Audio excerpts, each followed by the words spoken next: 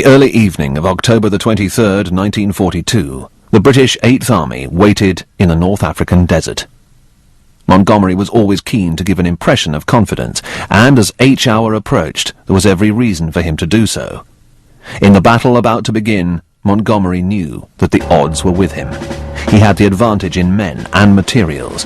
He'd achieved tactical surprise, and Rommel was nowhere near the battlefield. But Rommel would return from his sick leave in Europe and rejoin his men in North Africa to play his part in the fighting and make his contribution to the historic events that lay ahead. Two armies now faced each other, hundreds of thousands of men prepared for battle. But there would also be a great personal element involved, as Bernard Montgomery and Erwin Rommel faced each other on the desert battlefield of El Alamein.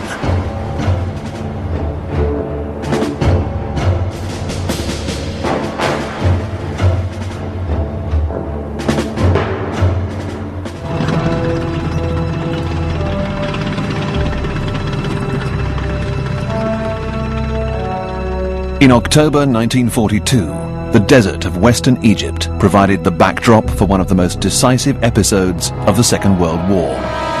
For 2 years, the forbidding North African environment had been the location for an amazing war of movement between the Allies, led by the British, and the Axis, led by the Germans. It had all begun in September 1940, when the Italian leader Mussolini ordered an invasion of Egypt by his army based in neighboring Libya. But Mussolini was soon dismayed with the results. The outnumbered British presence in Egypt fought back so well that half of Libya was theirs by February 1941. For Hitler, this was an untenable situation. The Führer's response was to send a new German army to North Africa. The results were cataclysmic. Under the leadership of Erwin Rommel, the new Axis presence pushed the Allies back near the Egyptian border. For 8 months, the port of Tobruk was besieged. Only when Rommel overstretched himself in an attempt to reach Egypt did fortunes change for the Allies. By December 1941, Rommel was retreating, and the trapped men of Tobruk had been liberated.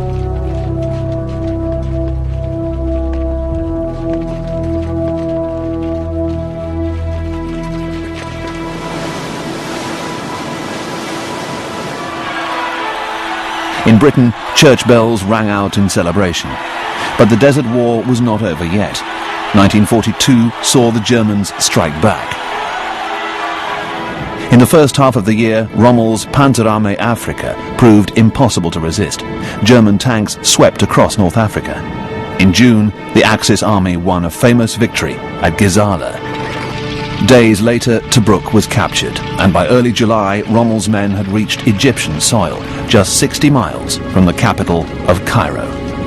Only then were the British-led 8th Army able to hold back Rommel's advance, and the stage was set for one of the most famous engagements of the Second World War. By the late summer of 1942, the two sides faced each other along a 40-mile front line near the Egyptian settlement of El Alamein, and it was the Allies who were preparing the next dramatic stage in the Desert War. Their plan was for a massive offensive against the enemy line. This was Operation Lightfoot, an ambitious scheme conceived by the commander of 8th Army, General Bernard Montgomery, universally known as Monty.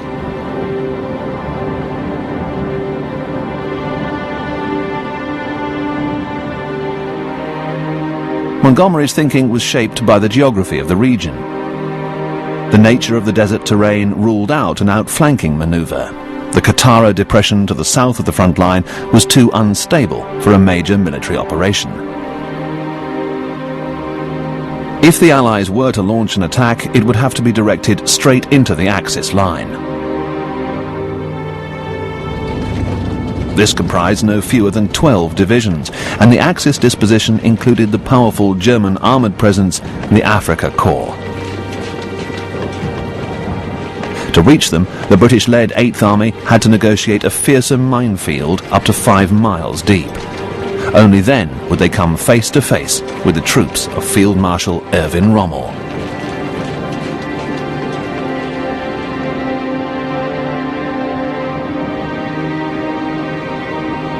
By October 1942, Rommel was already a legend. Amongst his troops, he was known as the Desert Fox, the man who had secured a famous victory at Tobruk earlier in the year. Fascination for Rommel was also shared by Allied soldiers, much to the anger of the Allied High Command. But the months after Rommel's great victory at Tobruk saw the balance of power in North Africa slowly begin to shift.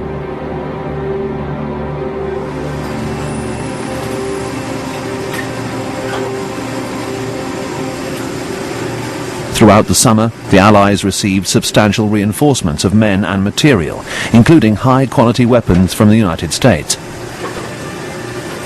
British commanders were delighted to take delivery of the impressive Grant and Sherman tanks. The Shermans especially would make a big contribution in the deserts of North Africa.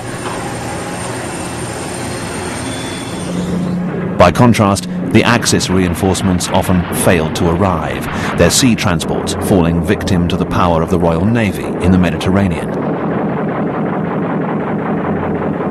In the late summer of 1942, Rommel was promised 40 of the new German Tiger tanks. Not one vehicle arrived.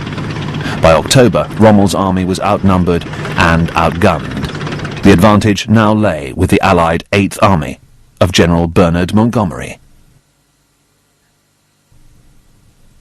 In comparison with Rommel, Montgomery was a relative newcomer to desert warfare.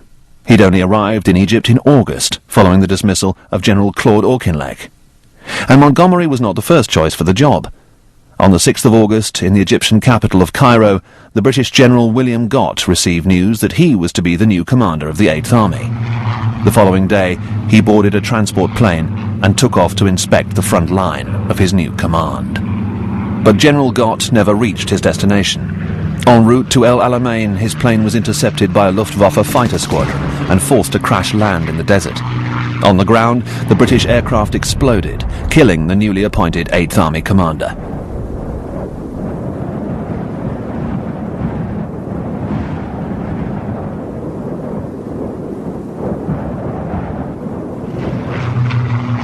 Hours later, in England, another British general was appointed as Gott's successor.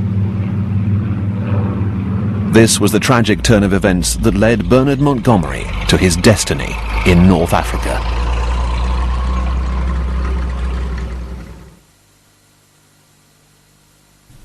The new commander had no experience of desert warfare.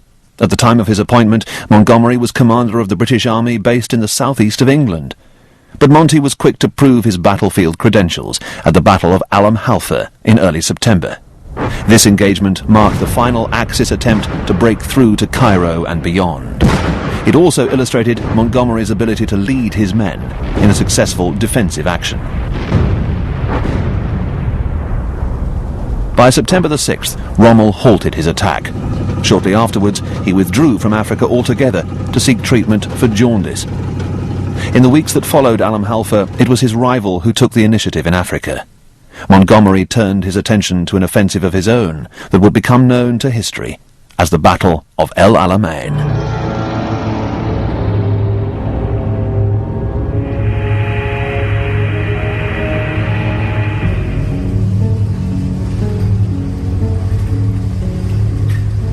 By the middle of October 1942, Montgomery's trademark confidence was justified. He knew he had the advantage in men and materials. Thanks to the efforts of Allied codebreakers, he was also well informed of enemy activity.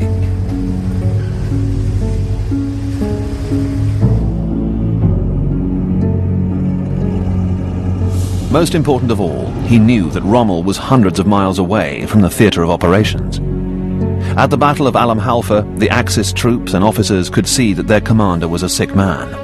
By the end of September, Montgomery knew that he'd flown back to Europe for treatment in the aftermath of the battle.